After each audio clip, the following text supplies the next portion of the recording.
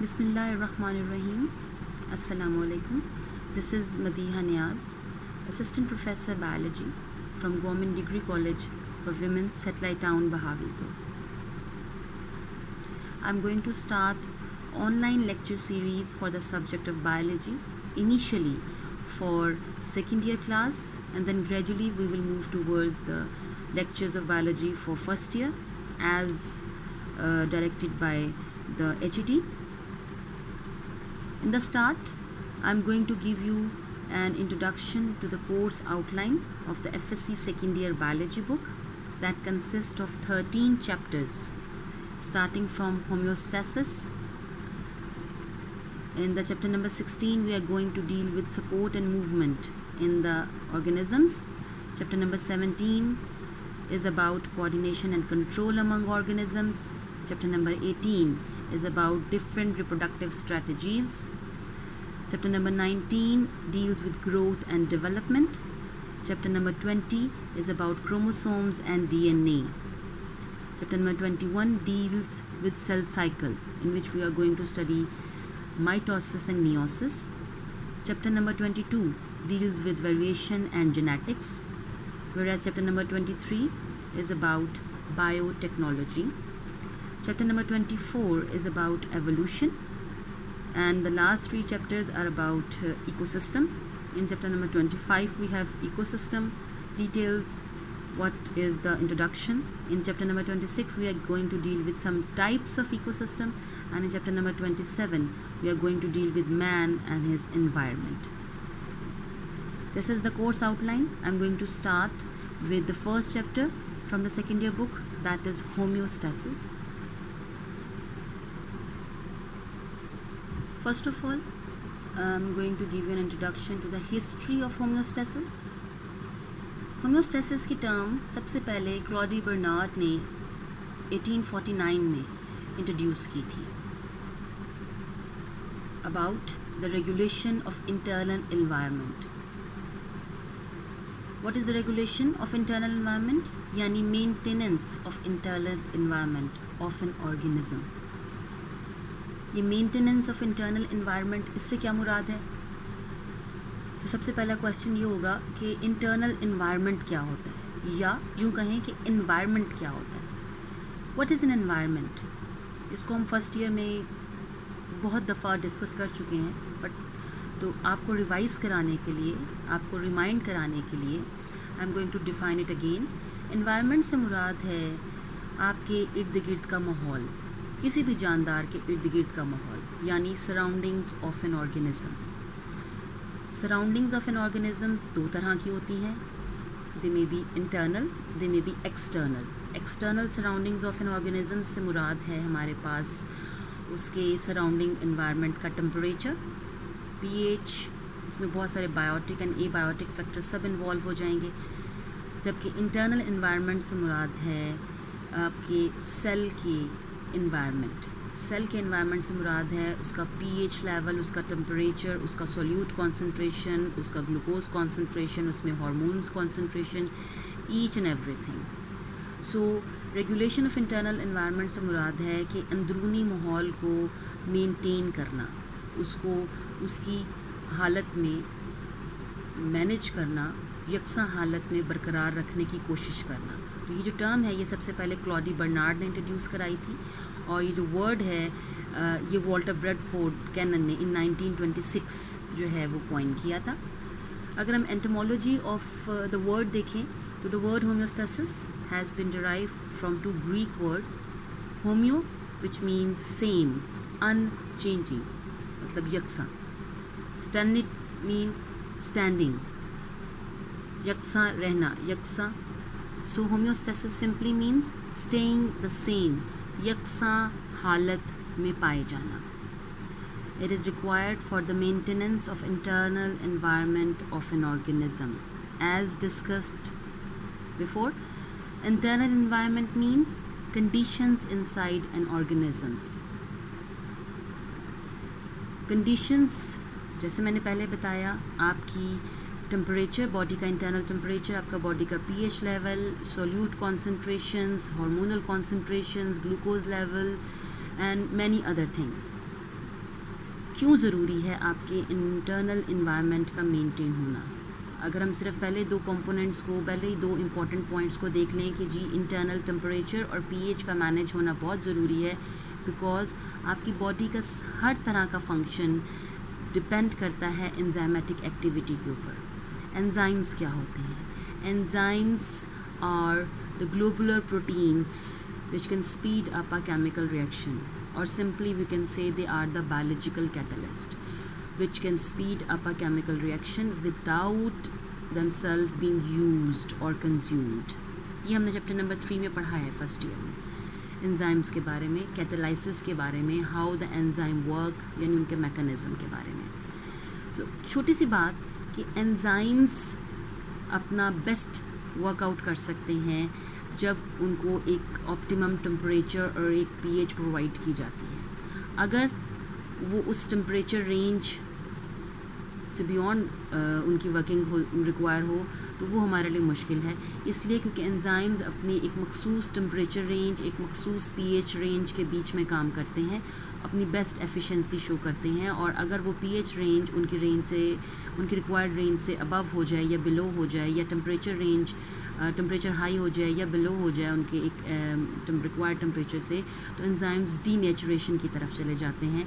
और denaturation of enzyme का मतलब है कि enzyme loses its ability to perform its function and it changes its form from tertiary globular protein structure into primary और secondary structure. और जब enzyme अपना स्ट्रक्चर लूज़ कर देता है, अपना टर्शरी स्ट्रक्चर लूज़ कर देता है, तो वो एक सिंपल प्रोटीन तो रह जाता है बट वो एंजाइम नहीं रहेगा। और एंजाइम्स की वर्किंग के ऊपर आपकी बॉडी के सारे केमिकल रिएक्शंस डिपेंड कर रहे होते हैं, और अगर आपकी बॉडी के केमिकल रिएक्शंस नहीं हो रहे हैं तो मीन्स कि आपकी बॉडी जो है उसके फंक्शंस परफॉर्म नहीं हो पाएंगे। और अगर आपका एंजाइम डीनेचर हो जाएगा तो that will ultimately led to the death of the organism. So maintenance of internal environment is very much important. Now coming towards the definition, it's the maintenance of internal environment of an organism from harms and fluctuations in the external environment. यानी बैरूनी जानदार के बैरूनी environment में आने वाली तब्दीलियों से बचाना, जानदार के अंदरूनी environment को, अंदरूनी हालात को, उसको मेंटेन करना इज़ कॉल्ड होम्योस्टेसिस। मीन्स कि अगर बाहर टेम्परेचर ज़्यादा है इन्वायरमेंट में, ऑर्गेनिज्म के बाहर का टेम्परेचर ज़्यादा है, तो आपकी बॉडी के अंदर का टेम्परेचर भी राइज़ होगा, और अगर वो टेम्परेचर राइज़ होगा तो आपके एंजाइम डीनेचुरेशन की तरफ जाएंगे।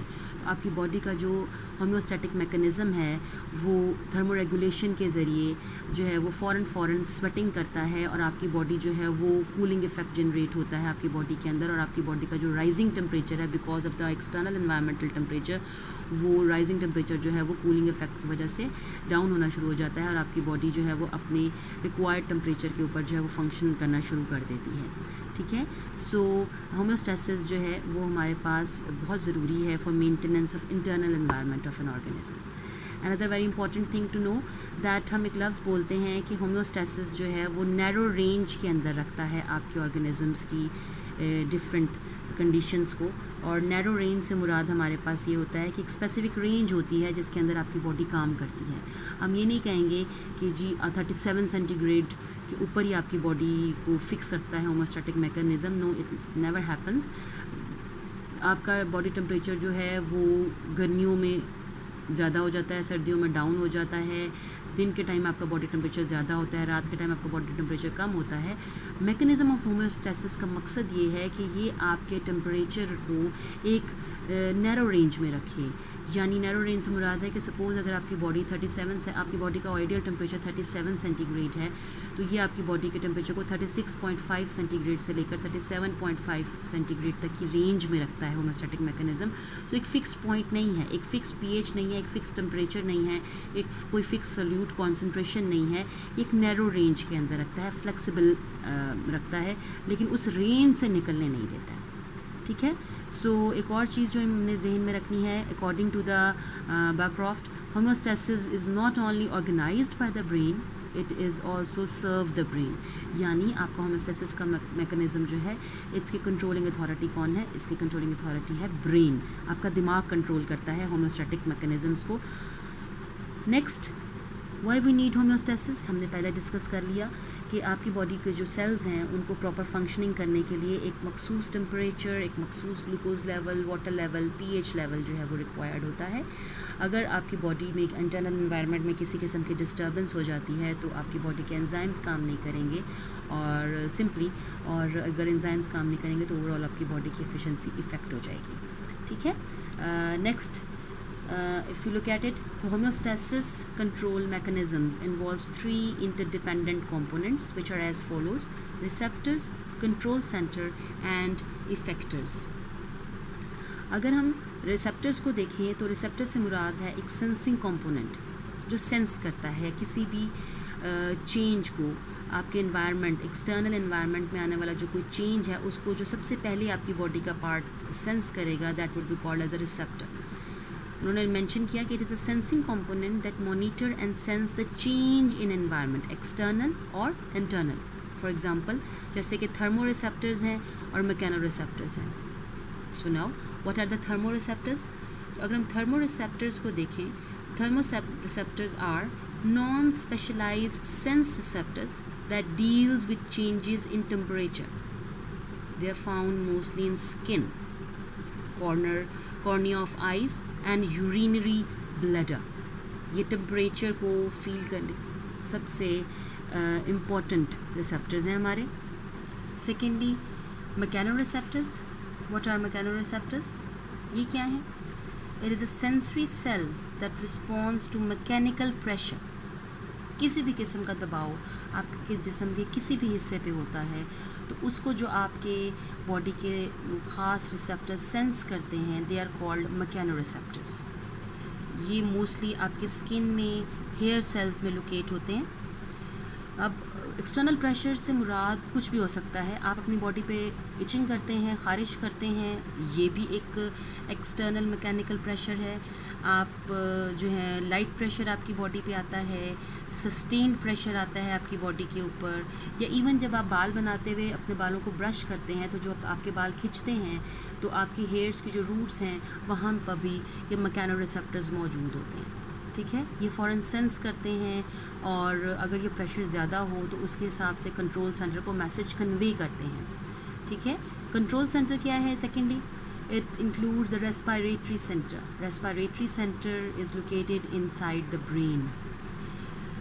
कंट्रोल सेंटर हमारे पास जो है लिविंग ऑर्गेनिजम्स के अंदर ये एग्जैक्टली वैसे ही काम करता है जैसे कि फ़िज़िकल कंट्रोल सिस्टम जो है वो काम करता है। जैसे फॉर एग्ज़ाम्पल एक बड़ी अच्छी एग्जांपल दी हुई है आपकी बुक के अंदर कि जैसे फ़िज़िकल कंट्रोल सिस्टम के अंदर टेम्परेचर कंट्रोल करने के लिए एक थर्मामीटर है जो सेंस करता है चेंज इन टेम्परेचर को फ्रॉम द सेट पॉइंट, कि अगर एक मखसूस टेम्परेचर था और उससे टेम्परेचर हाई हो गया या उससे टेम्परेचर लो हो गया है तो वो फ़ौरन जो है वो सिग्नल भेजता है to control center to take action by switching on heater और cooling unit in response to drop और राइज इन टेम्परेचर। यानी अगर टेम्परेचर बढ़ गया है तो उस टेम्परेचर को, बाहर का टेम्परेचर बढ़ गया है तो उस टेम्परेचर को कम करने के लिए जैसे हमारे एसीज़ काम करते हैं, ये उसी प्रिंसिपल पे काम करता है। जैसे आपके एसीज़ हैं, आपके फ्रिजेज़ हैं, ये आपके रूम के टेम्परेचर को कूल डाउन करने के लिए काम करते हैं कि आपने उसको एक सेट टेम्परेचर पे किया, 26 सेंटीग्रेड के ऊपर आपने अपने एसी को जो है वो फिक्स कर दिया कि इस टेम्परेचर तक मैंने अपने कमरे का टेम्परेचर लेके आना है। तो अगर आपका रूम टेम्परेचर 30 सेंटीग्रेड है तो आपके एसी को जैसे आप ऑन करेंगे और उसका टेम्परेचर 26 सेंटीग्रेड से अबव होगा तो उसका जो थर्मोस्टेट है वो अपने आप को अपने जो उसका सेंसरी नेटवर्क है, कंट्रोल सिस्टम है, उसको ऑर्डर देगा और उसका कंप्रेसर ऑन होगा और वो कमरे का जो टेम्परेचर है उसको डाउन करने के लिए कूलिंग इफेक्ट जनरेट करना शुरू कर देंगे। और जैसे ही 26 सेंटीग्रेड जो आपने एक टेम्परेचर, रूम टेम्परेचर फिक्स किया था, उस टेम्परेचर पे पहुंचेगा आपका रूम का टेम्परेचर तो ऑटोमेटिकली आपके एसी का थर्मोस्टेट उसको ऑब्जर्व कर लेगा, सेंस कर लेगा और वो कंट्रोल सिस्टम को मैसेज फॉरवर्ड कर देगा और आपका एसी जो है वो ट्रिप कर जाएगा और वो स्टॉप कर देगा फंक्शन को। और जैसे ही फिर दोबारा आपके रूम का टेम्परेचर 26 सेंटीग्रेड से ऊपर जाता है तो आपका जो एसी है वो उसका थर्मोस्टेट उसको फिर परसीव करता है उस स्टिमुलस को, चेंज इन टेम्परेचर को, राइज इन टेम्परेचर को, और फिर वो कूलिंग जो है उसको जनरेट करना शुरू कर देता है। तो सेम इज़ द वे आपकी जो बॉडी है वो भी काम करती है, आपका जो बॉडी का अंदर का टेम्परेचर रेगुलेटेड मैकेनिज़्म है वो भी काम करता है। ठीक है। इसके बाद हमारे पास है जी थर्ड कंपोनेंट है आपका इफेक्टर्स, जो कि टारगेटेड एक्टेड अपन एक्शन है to bring about the change back to its normal state. ठीक है, यानी कि जो चेंज आया है उसको अपनी नॉर्मल स्टेट में लाने के लिए जो काम करेगी, जो चीज़ आपके कंट्रोल सेंटर की इंस्ट्रक्शंस के हवाले से, वो आपके इफेक्टर्स हैं। उनके एग्जांपल्स हमारे पास मसल्स हैं, ग्लैंड्स हैं और सेल्स हैं जो काम करेंगे। Then we have the feedback mechanism. ये क्या है? इस फीडबैक मैकेनिज़्म के ऊपर आपका जो ये होम्योस्टैटिक कंट्रोल मैकेनिज़्म है ये पूरा बेस करता है। आपका रिसेप्टर, आपका कंट्रोल सेंटर, आपका इफेक्टर जो है वो फीडबैक मैकेनिज़्म के ऊपर काम कर रहा है। आपके रिसेप्टर्स जिस चीज़ को फील करेंगे वो उसको कंट्रोल सेंटर को वो मैसेज, वो सिग्नल कन्वे करेंगे, और कंट्रोल सेंटर उस स्टिमुलस के, उस रिसेप्टर के मैसेज के अकॉर्डिंग जो है वो एक ऑर्डर फॉरवर्ड करेगा टूवर्ड्स द इफेक्टर्स। और इफेक्टर्स जो काम करते हैं वो फीडबैक मैकेनिज़्म के ज़रिए काम करते हैं। यानी feedback mechanism is detection of change and signaling for effector's response to control system। यानी ये ओवरऑल आपका receptor to control system and control system to effector का जो एक साइकिल है, जो एक चेन है, वो चेन जो है that working system is called feedback mechanism. और आपकी बॉडी में जो फीडबैक मैकेनिज़्म हम होम्योस्टैसिस के अंदर ऑब्जर्व करते हैं वो नेगेटिव फीडबैक मैकेनिज़्म है, जिसको हम बैलेंसिंग फीडबैक मैकेनिज़्म भी कहते हैं। फीडबैक मैकेनिज़्म बेसिकली दो टाइप्स का होता है, नेगेटिव फीडबैक मैकेनिज़्म और positive feedback mechanism. But homeostasis में हम बेसिकली डील करते हैं नेगेटिव फीडबैक मैकेनिज़्म को। और इसमें क्या है? It is an inverse effectors response to change in environment to bring it back to normal. यानी इफेक्टर्स का एक रिस्पॉन्स है कि जो स्टिमुलस आया है, जो रिस्पॉन्स, जो इफेक्टर ने जो चीज़ फील की है, रिसेप्टर ने जो चीज़ फील की है, उसके ऑपोजिट इफेक्टर जो है वो अपना रिस्पॉन्ड देता है। जैसे if there is a rise in temperature of environment, then effector will trigger the cooling mechanism of body to lower down the rise in temperature so that enzymes can work in their specific temperature range and do not get denatured। ये वैसे ही है जैसे मैंने पहले भी आपको example दी कि अगर आपके जैसे आजकल गर्मियाँ हैं तो बाहर का टेम्परेचर 46-47 सेंटीग्रेड तक हमारे पास है, जबकि हमारी बॉडी तो जो है वो एक नैरो रेंज में काम करती है और आइडियल टेम्परेचर हमारा 37 सेंटीग्रेड है। तो अब बॉडी का टेम्परेचर 46 हो गया तो 46 तो छोड़ें, 39-40 तक ही आपका जो एंजाइम सिस्टम है वो पूरा डिस्ट्रॉय हो जाएगा। तो क्या होता है कि जब बाहर का टेम्परेचर हाई होता है तो आपके जो रिसेप्टर्स हैं वो इस चेंज को फील करते हैं, सेंस करते हैं और मैसेज फॉरवर्ड कर देते हैं आपके कंट्रोल सेंटर को, जो डेफिनेटली आपका ब्रेन है। ब्रेन एनालाइज करता है मैसेज को और उसके बाद वो ऑर्डर देता है आपके बॉडी के, स्पेशली स्किन को, क्योंकि स्किन से रिलेटेड हमारा ज़्यादा जो रोल है होम्योस्टैसिस का है।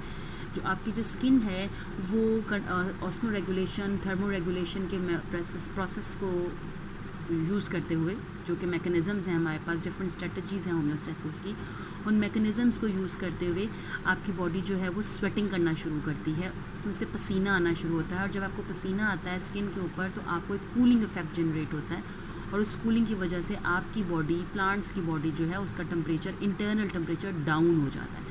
और जब वो डाउन हो जाता है तो वो विद इन द रेंज आ जाता है, और जब वो विद इन रेंज आएगा तो आपके एंजाइम जो है वो मैक्सिमम एफिशिएंसी के साथ काम करेंगे। होपफुली आपको ये बात समझ आई होगी।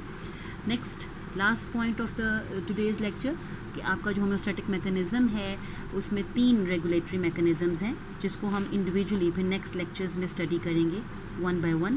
First one is thermoregulation, that is maintenance of internal temperature of body with in a tolerable range.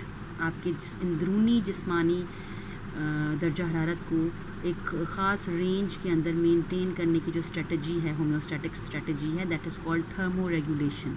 Keep this in mind, ये होम्योस्टैटिक स्ट्रेटजीज़ हैं, ये होम्योस्टैटिक टाइप्स नहीं हैं, ये होम्योस्टैटिक स्ट्रेटजीज़ हैं। Thermoregulation, thermo regulation, thermo mean heat, regulation mean maintenance यानी temperature maintenance.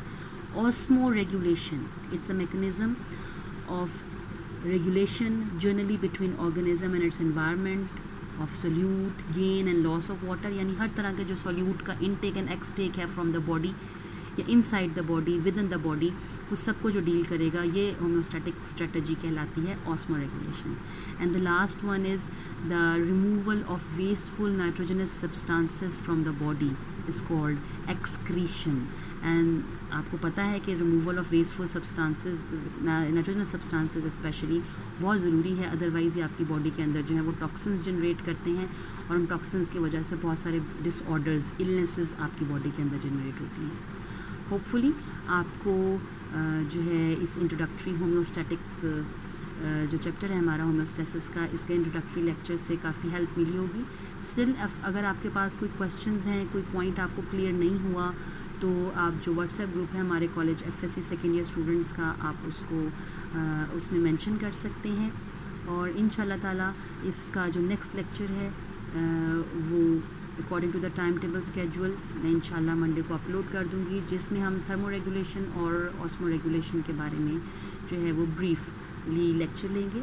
और आप कोशिश कीजिएगा कि आप लोग ज़्यादा से ज़्यादा इस चैनल को सब्सक्राइब करें, ताकि आपको घर बैठे इस पेंडेमिक कोविड-19 पेंडेमिक की सिचुएशन के अंदर आपका जो घर बैठे टाइम है वो भी वेस्ट ना हो और आप उसको बेटर यूटिलाइज़ कर सकें।